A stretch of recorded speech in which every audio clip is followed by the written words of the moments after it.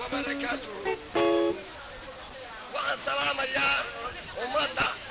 halkan iskugu timiday dulahaan iyo do'ahaanba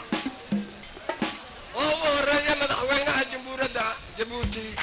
ninkii aan iskugu niminay sababtiisa halkani ugaaskii Mustafa Maxamed Ibrahim Wacayf suldaanka hadalkiisu igu soo duulay ee afarada halka fadhiya iyo kuwa iga qarsoonida hadday joogaan waa salaamantiin هذا الكواكون يكوي ولا يقال كون كيسه كبدي بان نيو قتميا اصبح ارنتين الله كيهلو ورجنا ورك ملائكه الله كيهلو تلدينا تير بر الله كيهلو ودجنا وتشر الله نغيهلو دل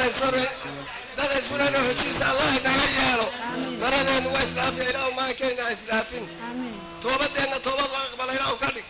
تلدينا وهشي الى وكدي انت الله يسمع الله قول ملائكه امين كلا سبحان ربك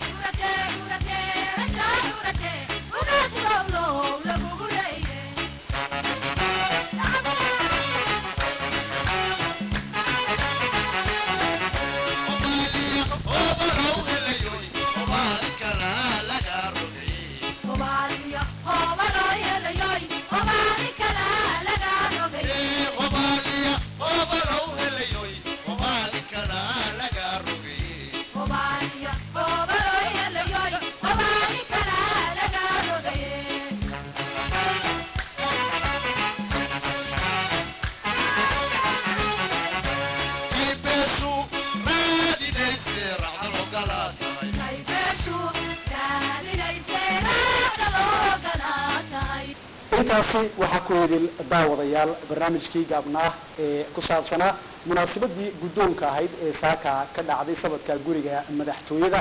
ee madaxweynaha jamhuuriyaddu qada sharafeedka uu ugu sameeyey ugaas Mustafa Maxamed Ibrahim ugaaska beesha Ciise. Wassalaamu calaykum waraxmatullaahi wabarakaatuh.